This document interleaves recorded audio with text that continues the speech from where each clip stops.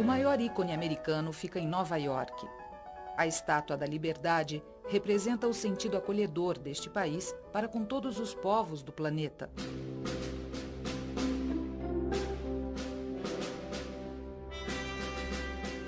A história mostra que os norte-americanos jamais abandonaram sua pátria para se fixar em terras estrangeiras. Apenas uma única vez, uma onda de emigração em massa levou norte-americanos para longe de seu grande e poderoso país. Destino: Brasil.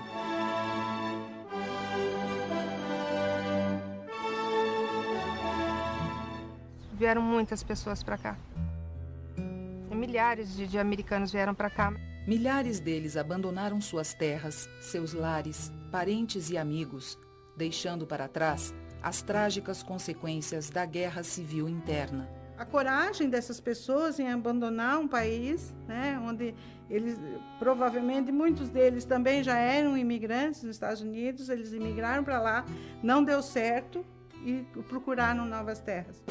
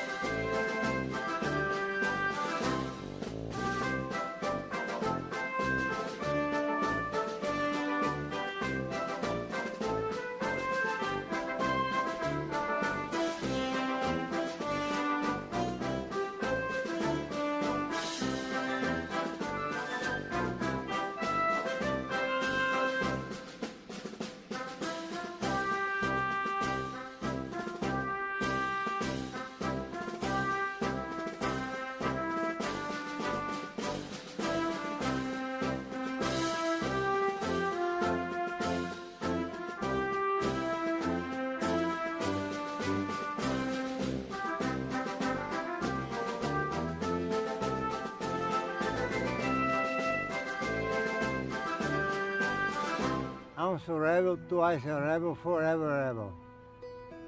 Uma vez rebelde, duas vezes rebelde e rebelde para sempre. Texas e Alabama. Vindo do Missouri. Texas e da Carolina do Sul. A minha família é umas 40 pessoas. Texas. Alabama. New Orleans. Ele nasceu na Geórgia. Carolina do Sul. Mississippi. Região sul dos Estados Unidos. Ele nasceu no Arizona. Meus avós vieram do Alabama. No regimento da Flórida, servi na ilha de Fernandina. O meu avô ele veio dos Estados Unidos. O meu avô teve 10 filhos, 33 netos, 50 bisnetos e um tataraneto. Eu sou Ellison Jones, nascido em Americana, descendente dos dois lados da família, de descendentes americanos. A Guerra de Secessão foi deflagrada nos Estados Unidos no início de 1861. 11 estados do sul do país, Alabama, Arkansas, Carolina do Norte e do Sul, Flórida, Geórgia, Louisiana, Mississippi, Tennessee, Virgínia e Texas, decidiram se separar da União e formar outra nação, os Estados Confederados da América. Aqui nós temos uma bandeira confederada, onde as estrelas significam os 13 estados que se uniram para formar os Estados Confederados. Os Estados Unidos nasceu nessa individualidade, cada estado governa por si próprio, e no momento em que os estados do norte tentaram interferir na política econômica do sul, eles se rebelaram e simplesmente decidiram se separar da União. A política fervia e os ânimos se acirravam à medida que as eleições presidenciais se aproximavam. Do resultado dessas eleições dependia a economia e o modo de vida do Sul.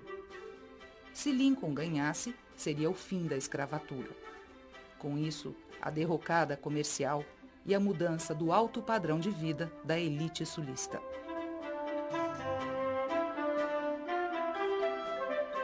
O Sul possuía seus escravos e o Norte abolicionista pagava o trabalho do imigrante europeu. Agora, o Sul ficou conhecido como a região de maior charme dos Estados Unidos. E o norte ficou com a fama da região da eficiência, do lugar que sabia ganhar dinheiro, da produtividade. Tem um ditado engraçado que diz que Washington reúne o charme do norte com a eficiência do sul. O algodão era muito procurado nos mercados da Europa e a sua produção se tornou preocupação geral. O algodão deu muito dinheiro na época, anos e anos de plantio de algodão.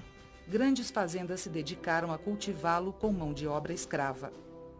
Além de produzir algodão, o Sul se tornou um grande mercado de escravos. A guerra ela não aconteceu porque o Sul queria manter uma escravidão. Simplesmente ela não queria que os estados do Norte interferissem na forma política e econômica do Sul. Até o início do século XIX, a população do Sul e do Norte era praticamente igual, e a influência no governo federal a mesma. A partir de 1800, a população dos estados do Norte começou a aumentar gradativamente em relação à do Sul, até que em 1860 a diferença chega perto de 20 para 11 milhões, quase o dobro. Por causa da diferença proporcional da população, o Sul teve que lutar cada vez mais para manter a sua primitiva influência no governo federal e, assim, proteger seus interesses. Basicamente, eles eram, vamos dizer, mais rurais, né? Tinham fazendas de algodão e aquela coisa toda. Então, e o norte era mais industrializado.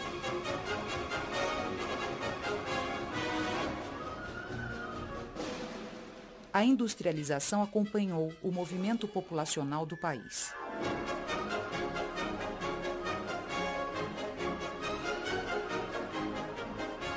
Nova York já era uma megalópole com 800 mil habitantes, recebendo imigrantes alemães e irlandeses aos milhares.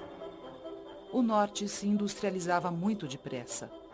Suas fábricas produziam o suficiente para seu consumo, e era hora de olhar ao redor à procura de mercado para o excedente.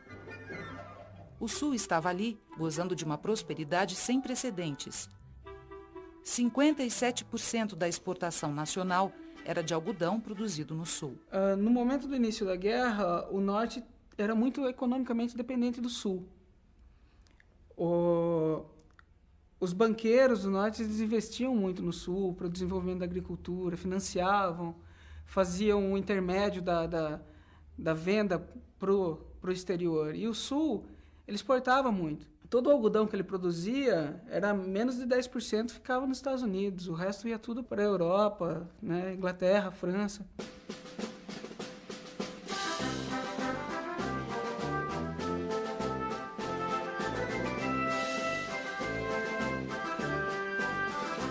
A situação era insustentável.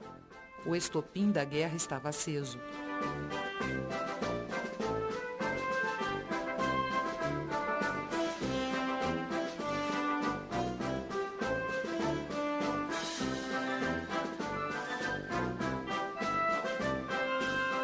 O conflito armado, do qual participaram perto de 4 milhões de soldados, deixou mais de 600 mil mortos. Meu avô era fazendeiro. Ele estava fazendo medicina, fugiu da faculdade para ir na guerra. Aí ele veio para o Brasil. Começou em 12 de abril de 1861, na Carolina do Sul, e terminou em abril de 1865, com a rendição dos generais sulistas Robert Lee e James Johnston. Esse aqui é um quadro com uma gravura do general Lee, Robert Lee. Ele foi o comandante de todas as tropas confederadas na Guerra Civil Americana e responsável pela tática das batalhas. Foi o comandante-chefe do Exército Confederado.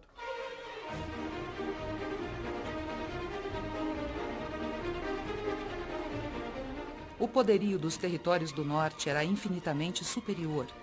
Lá viviam 23 milhões de pessoas. Além de fabricarem os próprios armamentos, tinham uma poderosa esquadra de batalha. O lado confederado, com economia rural, tinha uma população de apenas 9 milhões de habitantes, dos quais 3 milhões e meio eram escravos. Todas suas armas eram compradas no exterior. Foi o primeiro submarino fabricado na história militar naval. Ele foi afundado e todos seus tripulantes morreram heroicamente, não abandonaram o posto. Seus portos foram bloqueados. Eles bloquearam praticamente todas as entradas e saídas por via marítima do sul para que não permitissem que se trouxessem armamentos que o sul pudesse utilizar. Não é? De ambos os lados morriam 20, 18, 15 mil soldados, dependendo da batalha. Então, eram batalhas muito sangrentas.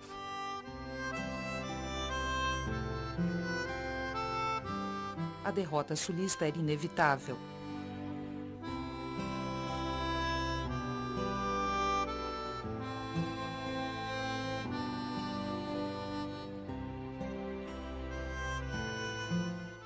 A Guerra Civil Americana chegou ao fim, deixando no sul confederado mansões em ruínas, sua economia, baseada no trabalho escravo, destroçada e a humilhação de uma ocupação desumana e inescrupulosa, promovida no pós-guerra por aventureiros do norte.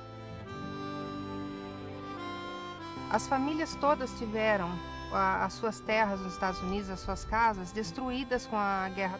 Alguns mesmo sem chance financeiramente de reconstruir o que eles tinham. No fim do inverno, o comandante Yankee General Sherman iniciou uma campanha de pilhagem, incêndios e devastações nunca vistos. Seus homens não respeitaram nada. Quando chegavam a uma casa, primeiro tiravam todos os mantimentos, roubavam o que pudessem carregar, matavam o gado e o resto destruíam com um vandalismo sem par. O Sul ele usou muito a tática de guerra de guerrilhas, tendo como um dos principais protagonistas o Jesse James, a família James, que eles se tornaram fora da lei por causa de um problema muito sério que eles tiveram na fazenda deles, que foi saqueada por soldados do norte, né? A mãe perdeu uma perna por ter levado um tiro na perna, e quando eles voltaram da guerra, eles se rebelaram contra aquilo. O James assaltava trens e o Frank bancos do norte. E o primeiro assalto da história dos Estados Unidos a bancos à luz do dia foi feito por Frank James. Os bancos estavam arruinados, as estradas de ferro destruídas, fábricas paralisadas. Seus navios dormiam no fundo dos mares e dos rios. A ideia geral era emigrar. Mas para onde? Muitas regiões do sul estavam arrasadas. Estavam economicamente debilitadas, arrasadas, literalmente em ruína.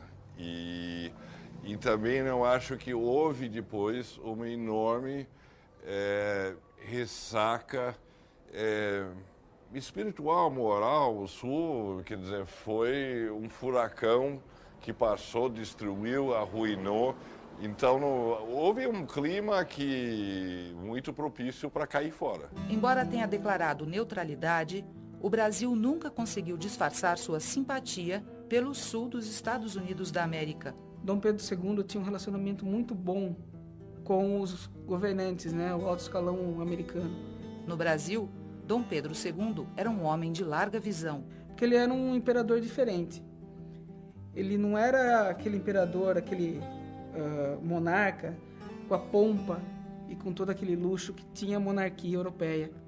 Os campos de algodão dos Estados Confederados, em consequência da guerra, estavam arrasados. E Pedro II queria que os imigrantes repetissem no Brasil o sucesso obtido com essa cultura na pátria natal. O Sul está destruído e eu estou oferecendo a vocês uma possibilidade de vir para cá e recomeçar a vida. Eu dou todas as vantagens que vocês precisam. Em 1865, 2 anos após a abolição da escravatura nos Estados Unidos, o governo brasileiro abriu um escritório em Nova York, sob chefia de Quintino Bocaiúva, oferecendo grandes vantagens aos imigrantes. Então eles vieram para o Brasil em busca de novas oportunidades, de continuar a agricultura, sabendo já que o Brasil tinha terras muito boas, férteis para a agricultura. O desfecho da Guerra Civil norte-americana veio de encontro aos planos brasileiros de importação de mão de obra especializada no cultivo do algodão. O jornal norte-americano New Orleans Daily, em 18 de março de 1866, publicou um poema como parte da propaganda para atrair imigrantes ao Brasil.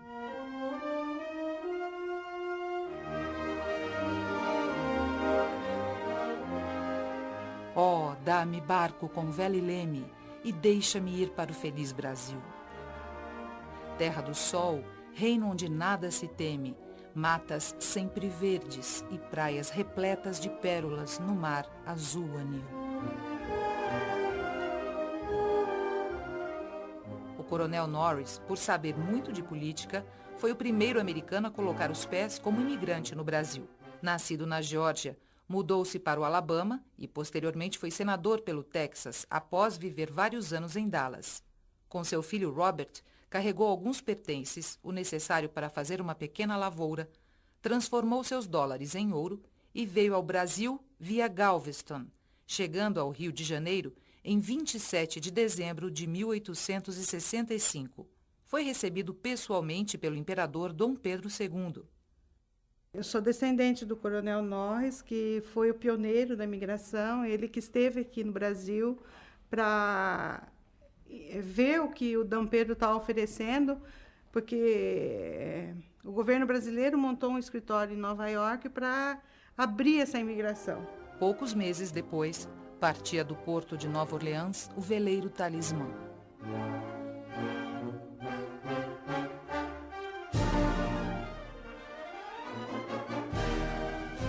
Começava assim a saga da imigração norte-americana para o Brasil, transformando-se na maior corrente migratória da história dos Estados Unidos.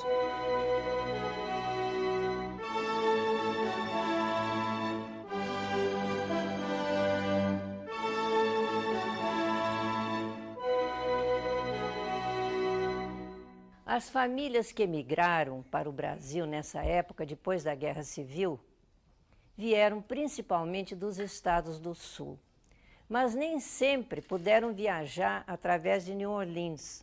Algumas, inclusive a minha bisavó, saiu de Nova York. Eu acho fantástico a coragem que eles tiveram, que eles estavam passando por um momento tão difícil e tiveram a coragem de vender tudo e se mandar para uma terra desconhecida, para um lugar desconhecido, com uma língua desconhecida, e começar a vida do zero. A imigração foi muito difícil. E eles tiveram muito problema. Tiveram naufrágio, tiveram muito problema na vinda de lá para cá. Fretaram um navio, a família Hardman e a família Piles. E nas costas da Jamaica ou de Cuba, eu não tenho muita certeza, esse navio ficou encalhado. Então, eles voltaram para os Estados Unidos, fretaram outro navio, passaram as coisas para o outro navio e depois vieram aqui. O meu avô disse que sofreu muito, porque ele veio embaixo do navio. Os outros veio lá mais fácil, mais interessados, pagando tudo. Mas eles sofreram porque veio embaixo. A situação do Sul estava terrível, porque havia muitos saques, eles tinham perdido propriedades e resolveram vir ao Brasil, porque Dom Pedro II abriu essa possibilidade. Eles não admitiram ser perdedores e preferiram deixar os Estados Unidos do que continuar como perdedores lá. Razão pela qual nós estamos aqui hoje. Os americanos que vieram aqui, eles vieram a pedido de Dom Pedro para desenvolver a agricultura. Ele conseguiu fazer um desenvolvimento para a época fantástico. Porém, isso tudo foi perdido. Os Norris compraram um carro de boi, onde carregavam todos os seus pertences e partiram rumo a Campinas. Levaram 15 dias na estrada, até que seus olhos alcançassem uma planície que ia de Campinas até Vila Nova da Constituição, hoje Piracicaba.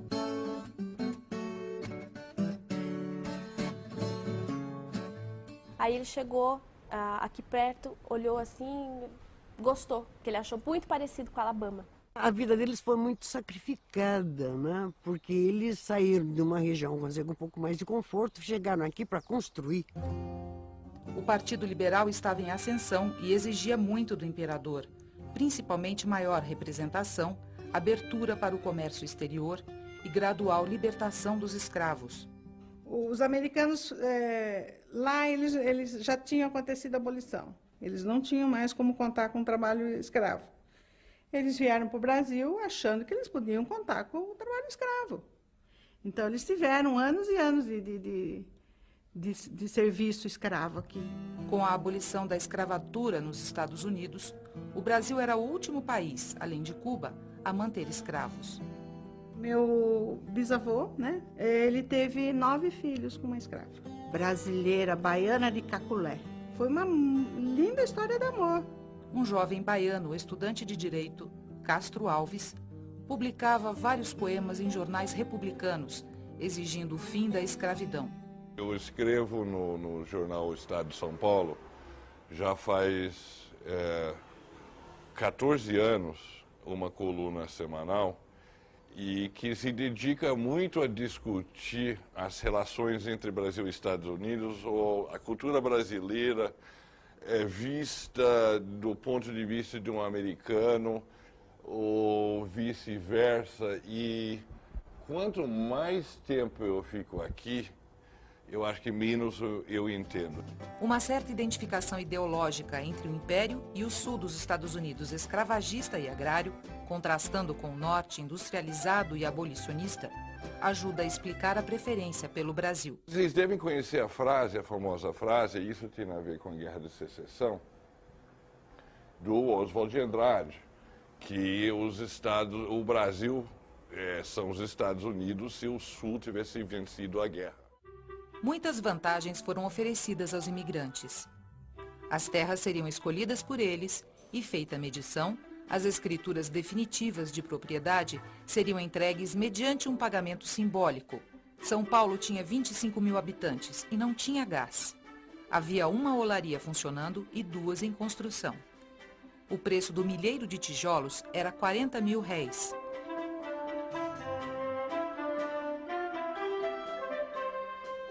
William e Robert Norris subiram a Serra do Mar até São Paulo e especularam terras. A eles foi oferecido de graça o terreno onde hoje é o bairro paulistano do Brás, mas eles não aceitaram porque era um brejo. A eles também foram oferecidas as terras onde hoje se situa a cidade de São Caetano, recusadas pelo mesmo motivo. Eles vieram justamente na época do Império, onde existia necessidade de colonização com uma cultura um pouco acima do que já existia no local. Então não era uma cultura extrativista, era uma cultura justamente para que você pudesse ampliar um pouco de horizontes. Entre as contribuições e influências trazidas pelos imigrantes norte-americanos, destacam-se o modo de administrar as fazendas e a fundação de escolas agrícolas, o uso e a fabricação do arado, o cultivo da melancia e do algodão e o desenvolvimento da indústria têxtil de Americana.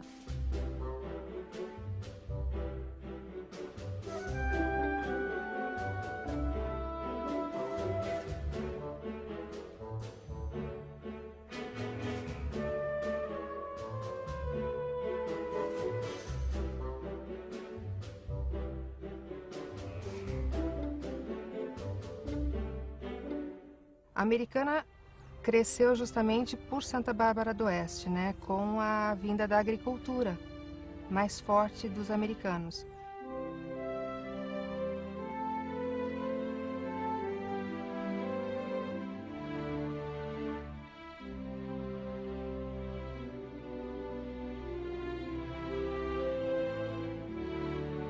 Essa casa que vocês estão vendo aqui atrás tem mais de 200 anos.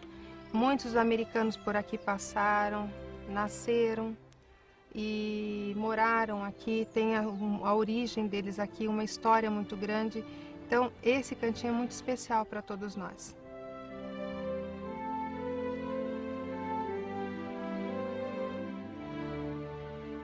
Na minha infância, foi muita beleza. Foi uma beleza demais. Meu avô comprou um sítio ali no bairro Santo Antônio de Sapezero. Era mato, mataria. Uma casinha bonita, muito bonita. Tinha 10 arqueiros de chão. Comprava por 10 contos. Meu avô ajudou muito no progresso da cidade. Fundou a companhia telefônica, o jornal, o Liberal, também foi juiz de paz. Havia no Brasil diversas variedades de algodão que, com métodos apropriados de cultura, poderiam competir com vantagem com o americano. O algodão nativo, uma espécie que dava uma planta grande, durava diversos anos. A fibra muito curta não era atacada pelas pragas. O algodão nativo produzia até 2 podas por ano. Eles citam que aqui foi a primeira fazenda a plantar algodão.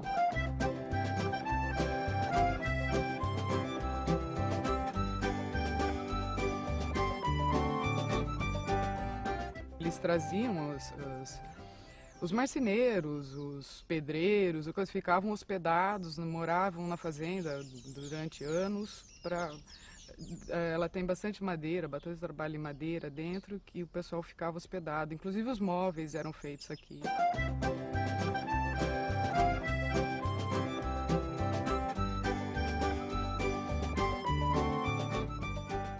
É um estilo sulista americano, do sul dos Estados Unidos. A sede das fazendas lá são muito parecidas com a sede aqui. Eles trouxeram implementos agrícolas diferentes do que nós usávamos, e esta foi uma das grandes contribuições, porque mesmo no final do século XIX, nós já tivemos as primeiras oficinas produzindo arados. E com isso a Americana, fundada a partir de 27 de agosto de 1875, né, com a passagem do tronco ferroviário, ela se torna rapidamente uma grande produtora de tecidos. Graças aos americanos, o que se utilizava muito da ferrovia, ela passou a ser conhecida como Estação da Vila dos Americanos.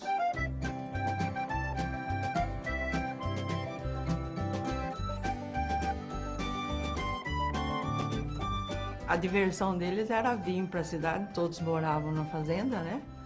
E aí eles vinham com aqueles cavalos super tratados, né? Bonitos, e faziam miséria, né? Porque eles entravam dentro do bar com os cavalos, exigia que fosse atendido em cima do cavalo. A cadeia aqui foi feita, né, pelos americanos para prender os próprios americanos, né, que eram madeireiros.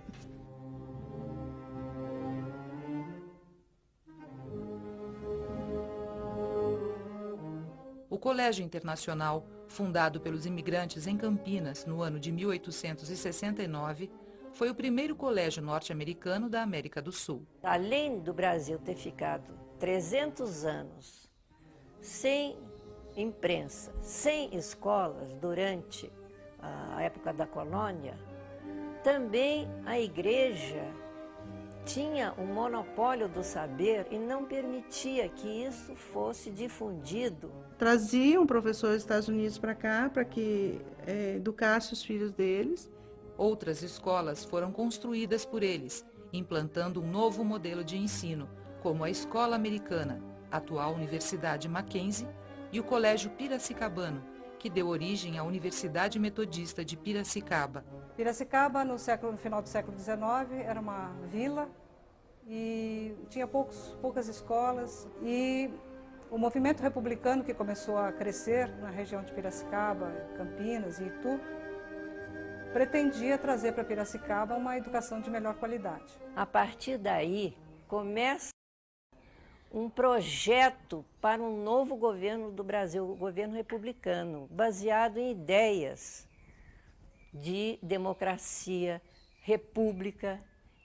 Quando um dos grandes incentivadores nessa troca de ideias foi Tavares Bastos, que morreu muito jovem, mas era um quase panfletário sobre as ideias dos Founding Fathers americanos, aquela equipe que fundou a nação americana. Nós só falávamos inglês e a minha avó, na minha família, minha avó me alfabetizou e a meus irmãos também, primeiro em inglês, depois nós aprendemos a falar português, em torno dos 7 anos, para entrarmos na escola pública brasileira. Naquele tempo, minha mãe conversava com nós em inglês, porque eles falavam inglês. Mas nós, com aquela molecada, que fora tudo aquela brincadeira, tudo aquilo, nós brincava, minha mãe só falava inglês com meu pai. E eu, hoje eu não sou mais nada, inglês não falo mais, né? A escola era bilíngue, os professores vinham sem saber falar português, aprendiam português aqui. As alunas aprendiam inglês, tinham aulas de inglês, saíam no final do curso sabendo falar inglês, porque a maior parte dos livros do colégio eram livros trazidos dos Estados Unidos. A produção editorial no Brasil era muito pequena, então praticamente todos os livros de conhecimento geral era trazido dos Estados Unidos e as alunas tinham que aprender a ler em inglês. Então, Prudente de Moraes e o irmão Manuel de Moraes, que eram os líderes do Partido Republicano, conversaram com um pastor metodista, recém-chegado à região, e pediram a eles que trouxessem um educador metodista para fundar em Piracicaba uma escola nos padrões das escolas norte-americanas. E assim chegou Martha Watts, em 1881, e fundou o Colégio Piracicabano, em setembro.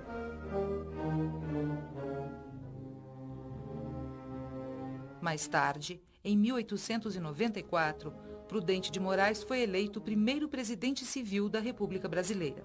A Martha Watts foi realmente encomendada, para chegar em Piracicaba e estabelecer uma escola norte-americana de padrões da educação norte-americana. Martha escreveu várias cartas para o Kentucky, onde nasceu, contando suas experiências em terras distantes. Caros amigos, pensem no Brasil como herança de Nosso Senhor e de Cristo. Orem para que ele seja libertado da escravidão. Escravidão que afeta o corpo e a alma. A casa em que estamos agora é grande e confortável. E por ser Piracicaba, é elegante. Não teria a aparência humilde mesmo em Nashville.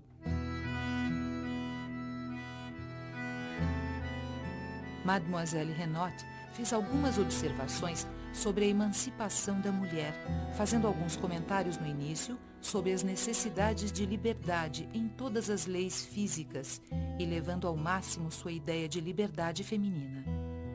As mulheres aí na América clamam pelo direito ao voto, mas aqui a necessidade é de liberdade. O fato do internato estar enchendo mostra que o preconceito entre nativos e imigrantes, católicos e protestantes, está sendo derrubado. Se tivéssemos condições de aceitar todas as alunas carentes, teríamos nossa casa cheia. Infelizmente, não temos fundos suficientes. E que revolucionou o ensino de mulheres na época. Ela chegou a ensinar essas americanas que começavam, e brasileiras que estudavam no Piracicabano, o hino nacional francês, a Marseillaise, pois as mulheres no Piracicabano eram criadas para serem boas mães, boas esposas e serem capazes de colaborar com o marido no sustento da casa. E a cultura da mulher estudar é muito importante. Sempre foi cultuada dentro dessa comunidade. E a mulher normalmente estudava depois junto com o marido, quer dizer, vieram para cá muitos médicos, engenheiros, dentistas.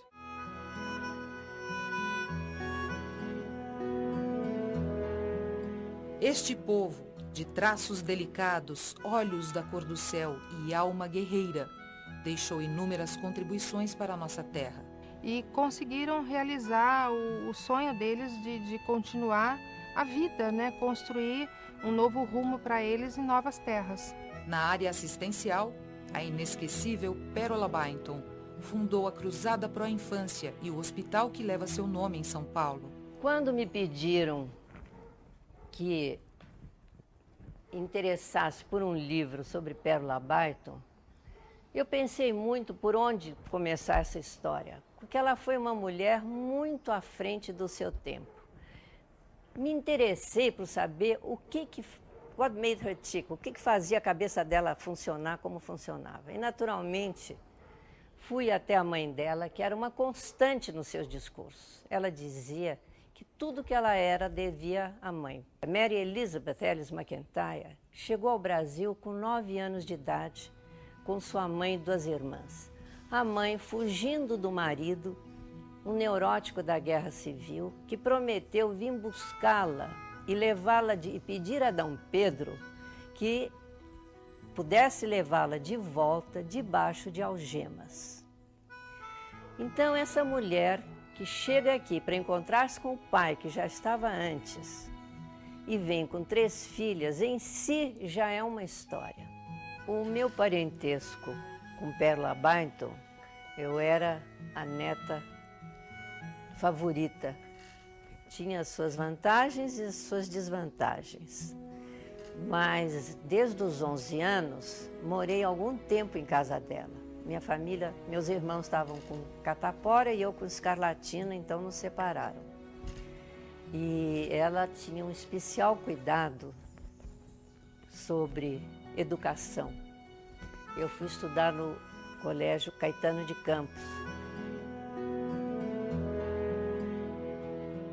Rita Lee Jones, que fez parte dos Mutantes e é hoje roqueira consagrada, é filha do dentista Charles Jones, descendente direto do Coronel Norris, o primeiro americano a emigrar para o Brasil. O meu avô, o Jaime, é irmão do pai da Rita Lee. Então ela é Rita Lee Jones. A origem dela é da família Lee Jones, né? E existe essa história que ela é descendente do general Lee, Robert Lee. A música que eu adoro da Rita, uma delas é Lança Perfume. Os CDs dela, tem muito CD. Eu gosto da Rita. A minha mãe e a mãe da Rita eram muito amigas.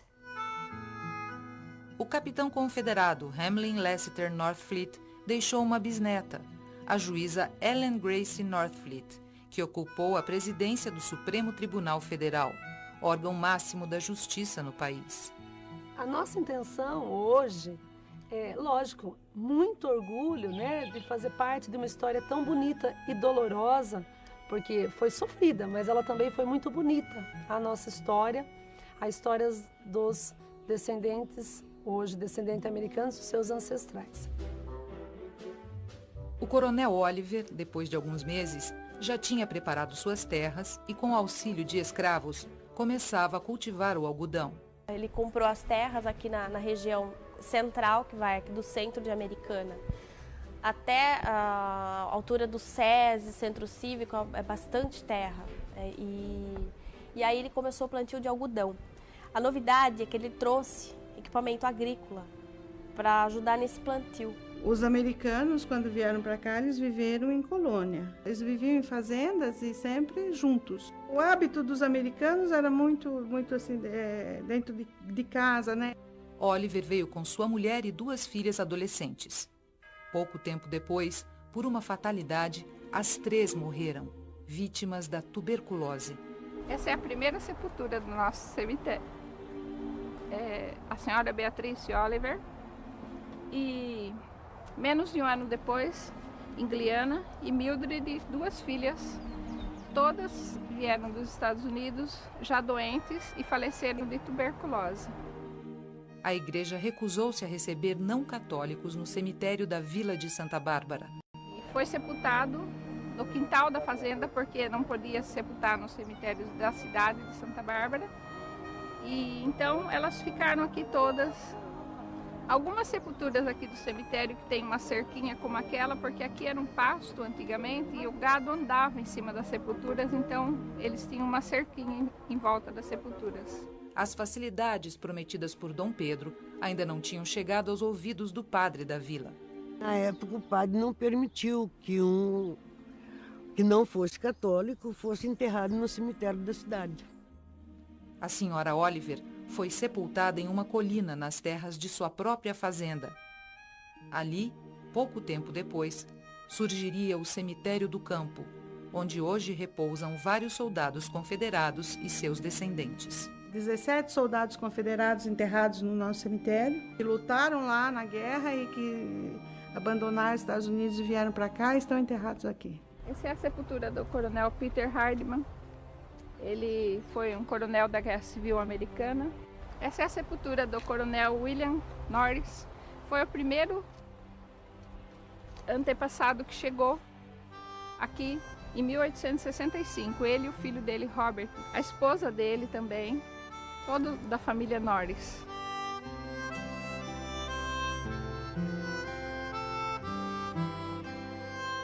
Napoleão Bonaparte McAlpine, ele era o nome dele mesmo.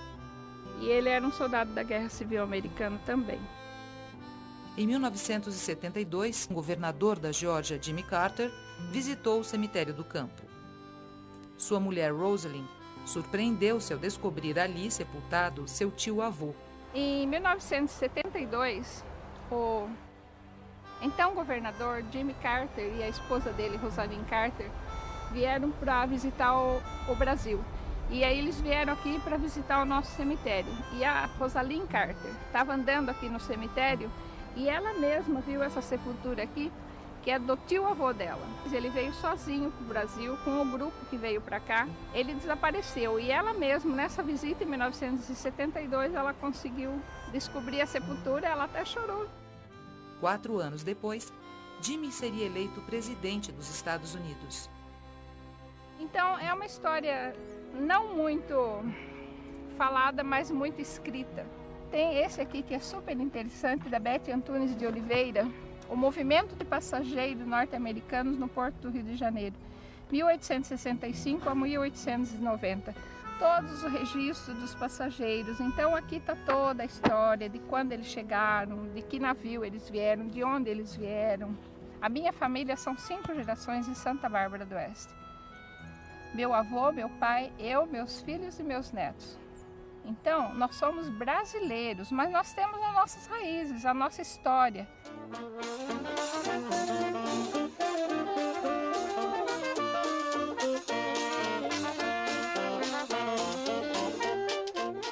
No cemitério do campo, em terras que pertenceram ao coronel Anthony Oliver, ao pé da capela, os descendentes, representados pela organização não governamental Fraternidade e Descendência Americana, celebram, no início de abril, sua chegada ao Brasil e os valores confederados do sul de sua pátria.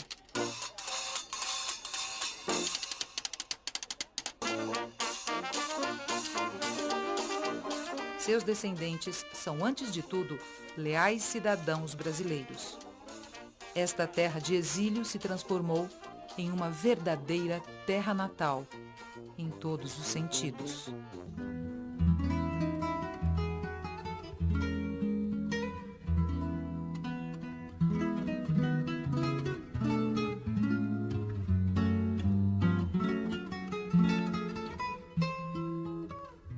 No portal do cemitério do campo, o vento balançava as estrelas e listas do pavilhão dos Estados Unidos da América do Norte, que agradecia ao Cruzeiro do Sul, bordado na bandeira nacional, a hospitalidade oferecida a seus filhos, tal qual a uma estrela perdida que o vento levou.